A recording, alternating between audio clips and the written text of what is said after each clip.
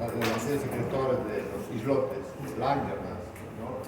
Hay el alfa y beta, ¿no? Y entonces inicia la secreción de otra serie del páncreas, la somatostatina, ¿no?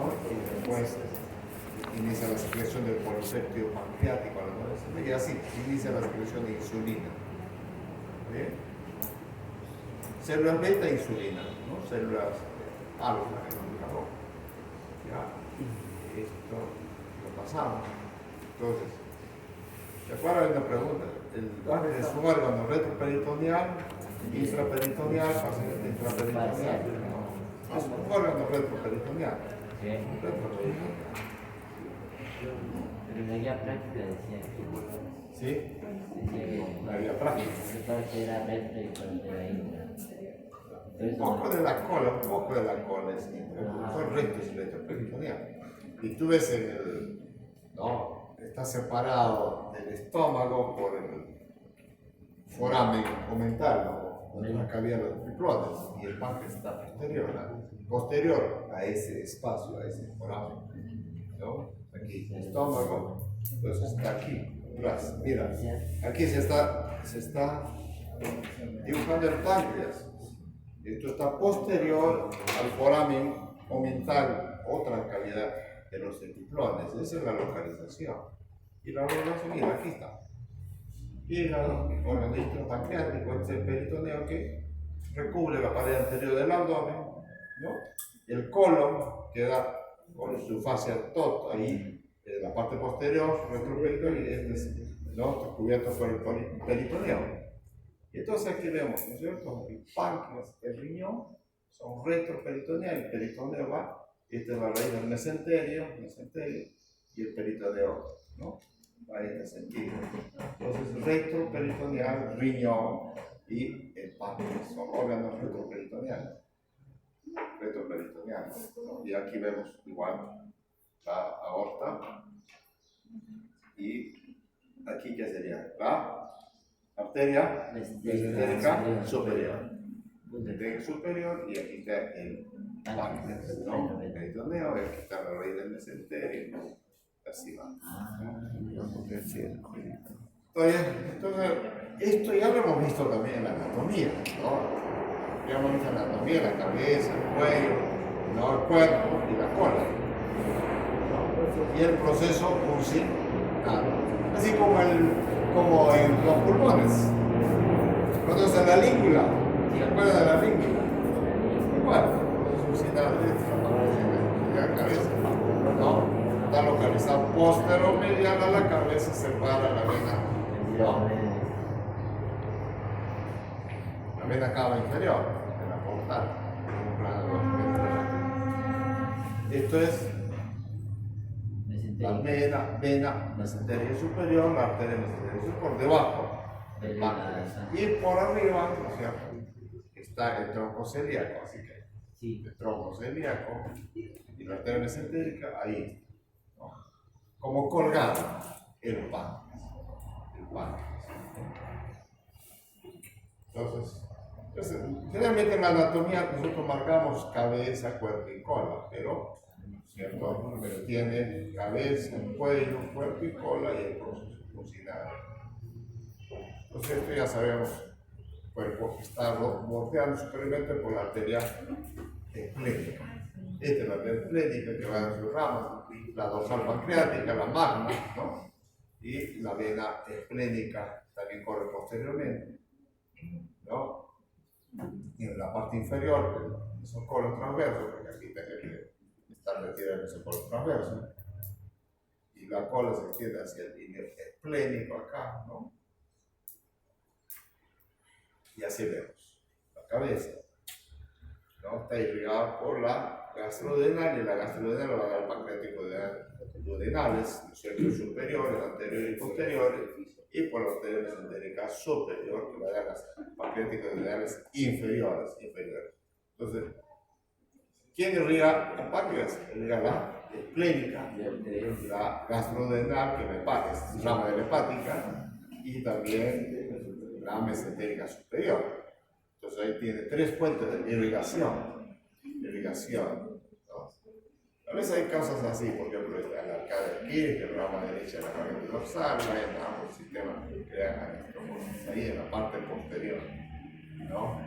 El cuello y cuerpo, por la arteria esplénica, la arteria dorsal pancreática. Esto es solo referencia anatómica, que no va a venir en este examen. En este examen ya no viene, pero sí tiene que, ¿no? Solamente es un recordar todo. Drenaje linfático, ¿no? Todos estos órganos abdominales, estómago, duodeno, intestino delgado, colon, y hígado, partes están rodeados, tienen estaciones ganglionarias. Esto en oncología es importante. Cuando uno hace oncología, lo ves, órgano y ganglio, y otros órganos. Entonces, el órgano, en la clasificación es la T, el tumor donde está, y N es los ganglios, y M son las metástasis, cuando ya el tumor ha llegado a otros órganos. Entonces, estudiar ganglios es muy importante en esto. La inervación ya pues simpática, parasimpática, ¿no? Y lo que nos interesa en la fisiología, ¿no es cierto?, es, ¿no?, es un órgano glandular, ¿no?, mixto, eso, secreción, ¿no?, secreción endógena, ¿no?, ¿qué produce el páncreas? Ya, insulina, glucagón, ¿qué más? Somatostatina, ¿está bien? Somatostatina. Y secreción externa, exócrina, Es de ¿qué la... produce? Es de páncreas. Enzimas, ¿no? Yeah. Enzimas, ¿qué enzimas? ¿Cuáles son las enzimas? Es de las proteasas. Ya, eso es el examen. Tripsinógeno, Es el tripsinógeno, examen del tripsinógeno. curso, que tú no sepas. Puedes saber otras características microscópicas, es importante, pero que no sepas qué produce el páncreas, F. ¿no? Tienes que entrar a una ronda de ese programa. No va a ser así. Ya, entonces, tienes que saber, ¿no?, qué produce. Como una glándula endocrina produce hormonas que ya hemos mencionado, y como es una glándula activa exocrina, y entonces va a producir enzimas digestivas. ¿Y cuáles son las enzimas digestivas? Lipasa, tripsinógeno, amilasa. Claro, ¿no? Todas esas enzimas para... Y hay otras más, ¿no? Y otras más, pero principalmente. Entonces, drena su contenido, ¿no?, a través de los conductos. Conducto principal, ¿no?, y recibe varios conductillos, por supuesto, como 15 o 20 conductillos, para drenar el jugo pancreático. Entonces, después de saber qué es la composición del jugo pancreático, parcialmente ya lo vamos a mencionar, y el conducto accesorio, que es Santorini, que usted decía, aquí están todos los conductillos. Conducto principal también se llama. Si tú dices conducto principal, estás en lo correcto. Si dice Wilson, también estás en lo correcto, ¿no? Entonces, no siempre tiene que decir Wilson. A lo que le gustan los epónimos, este conducto accesorio del páncreas, ¿no?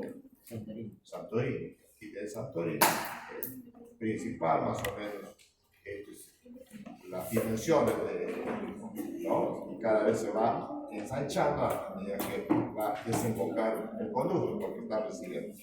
Entonces tiene más o menos la capacidad de, ¿no?, de almacenamiento de uno, porque más es flujo. No tiene el páncreas como la vía biliar, ¿no?, un órgano de almacenamiento, como la vesícula biliar, ¿no? Aquí es el flujo pancreático permanente, ¿no?, de las enzimas digestivas. Entonces, ahí tenemos el páncreas endocrino y exócrino, ¿no? Entonces, aquí lo que nos interesa es la función exócrina. Ustedes ven ya la parte endocrina en el curso, ¿no? Pero nosotros nos concentramos en lo exócrino y lo que va a contribuir pues, de manera importante en la digestión, ¿no? El jugo pancreático. Ya dijimos el volumen, más o menos, ¿no? ¿Cuánto? 1200, 1500, que es más o menos diarios. Esto de los islotes de Langer es para endocrino, ¿no? El ácido pancreático que va a producir las hormonas de la insulina. Y el glucagón que hace el efecto contrario. Cuando ya la glucosa está por los pisos, el glucagón pues no lo levanta. Pero la insulina lo que hace es regular esto, aunque no se dispare la glucosa de altas niveles es dañino para el organismo, ¿no? Entonces, islotes del aire constituye un 2% de la masa pancreática. Es más exócrino, ¿no? Es más exócrino el páncreas, ¿no? Es mucho más exócrino. Entonces, ahí en estos islotes están las células, ¿no? Beta que van a producir insulina, las células alfa que van a producir glucagón, y la otra célula, digamos, delta, ¿no? Delta va a producir la somatostatina. Entonces aquí, insulina la beta, glucagón alfa y la delta la somatostatina, ¿cierto? Y esto lo que la función es inhibir la secreción, ¿no? Gastroduodenal, Sí, nosotros somatostatina regula esa secreción. Antes se daba por un paciente que tenía una pancreatitis aguda, alta producción de amilasa que pasa en esa inflamación, entonces uno daba somatostatina por la vena y hacía inhibir la producción de estas enzimas, porque estas enzimas destruyen, ¿no? Son destructoras, van con todo, y no solo destruyen, los alimentos destruyen el mismo páncreas, ¿no? Se autodigieren, ¿no? Si se destruye un páncreas, se digiere el mismo páncreas, desaparece. Después tenemos otras hormonas del polipéptido pancreático, etcétera, etcétera, ¿no? Entonces, el páncreas exócrino es esto, ¿no? Son otro tipo, son glándulas, son acidos, ¿no? Que van a producir las enzimas. El componente del jugo pancreático es agua, ¿no? Bicarbonato y todas las enzimas. Tanto agua, bicarbonato y enzimas, ¿no? Que van a digerir los carbohidratos, proteínas y grasas. Aquí están los islotes de Langer, ¿no? Y estos son los ácidos pancreáticos productores del jugo pancreático. Entonces, es más agua, como en todas las secreciones, ¿no? De contenido del jugo pancreático, pero también hay potasio, sodio, electrolitos, ¿no es cierto? Y el bicarbonato, ¿no? Entonces, las secretinas, ¿dónde se producen? Las células y este es el que va a estimular la secreción pancreática, ¿no? El jugo pancreático va a absorber niveles de concentración media equivalentes, ¿no es cierto? En tiempo. Entonces aquí estamos las enzimas. Esto nos interesa. La amilasa, ¿no? La amilasa. ¿Qué hace la amilasa? Degrada carbohidratos. Degrada los carbohidratos, el almidón, los polisacáridos, disacáridos. Lo lleva a un estado de monosacárido. Bueno, ¿Sí? monosacárido. Entonces, ¿qué vas a hacer? La amilasa. Toma un vaso de leche. ¿Qué contiene la leche? Lactosa. Lactosa, ¿cierto? Entonces, en contacto con la amilasa, Se degrada galactosa y la glucosa. Glucosa y galactosa. Galactosa. ¿No es cierto? Y esto a su vez se va a desdoblar, pues, claro, entonces, monosacáridos para que pueda ser absorbido, ¿no? Y así vamos con la sacarosa. Es otro disacárido, ¿no es cierto? Se desdobla ahí, fructosa y glucosa. Perfecto, muy bien. Entonces, tenemos las proteínas, ¿no? Son estas las endopeptidasas. Para los carbohidratos, amilasa. ¿Se acuerdan que había una amilasa salival, ¿no? Y harina, y esta es la amilasa pancreática con esto completo. Y la amilasa salival tiene una capacidad de digestión parcial, no total. Aquí termina ¿no? La digestión de los carbohidratos, del glucógeno, almidón, todo eso. Entonces aquí las endopeptidasas tenemos tripsinógeno, quinotripsina y las proteasas, ¿no? Y las exopeptidasas, que son la procarboxipeptidasa, B, todo esto, ¿no? Son las encargadas de degradar las proteínas. ¿Qué es la proteína? Sin nada, ¿no? Son elementos macronutrientes. Es compleja la digestión de estos macronutrientes, ¿no? Porque esto ya parcialmente, digamos, la pepsina del pepsinógeno ha ido degradando, ¿no? ¿Dónde? ¿Dónde se produce el pepsinógeno? Esto. ¿Dónde? ¿No es en el estómago? Células principales. ¿De dónde? Estómago. En las células oxínticas, ¿no es cierto? Ah, En las sí, glándulas sí. oxínticas. Células principales de las glándulas oxínticas y el estómago. Chicos, ya, vamos con estas cosas más elementales, ¿no? A mí no me gusta exigir lo más, por eso existe una subespecialidad, no una especialidad. Cuando tú vas a estudiar gastroenterología, tienes que bucear y profundizar con tu conocimiento. Y dentro de eso tienes otra subespecialidad, entonces estudias más. Pero si no sabes los elementos, ¿no?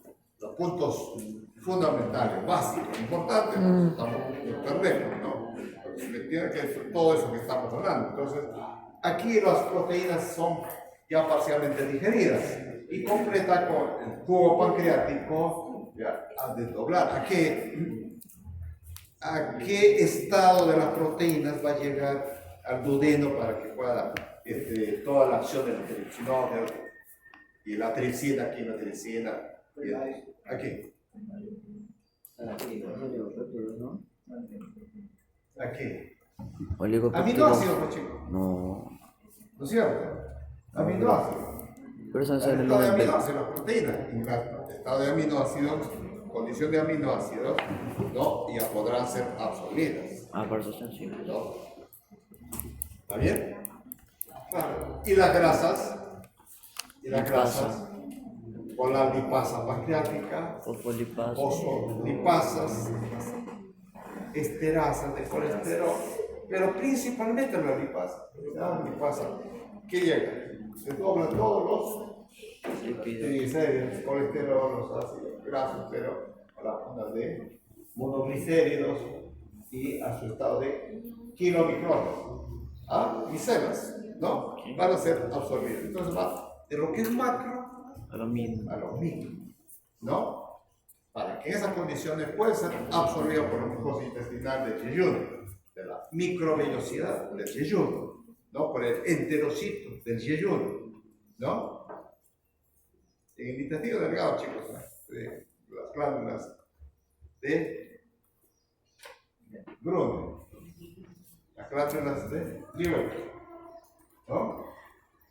La crista de Liebig, pero estas glándulas, ¿no? Todas estas células especializadas en producir moco, en producir enzimas, ¿no? Etcétera, etcétera. Vamos. Entonces controla la secreción pancreática, encefálica, ¿no es cierto? Induce la secreción del jugo pancreático.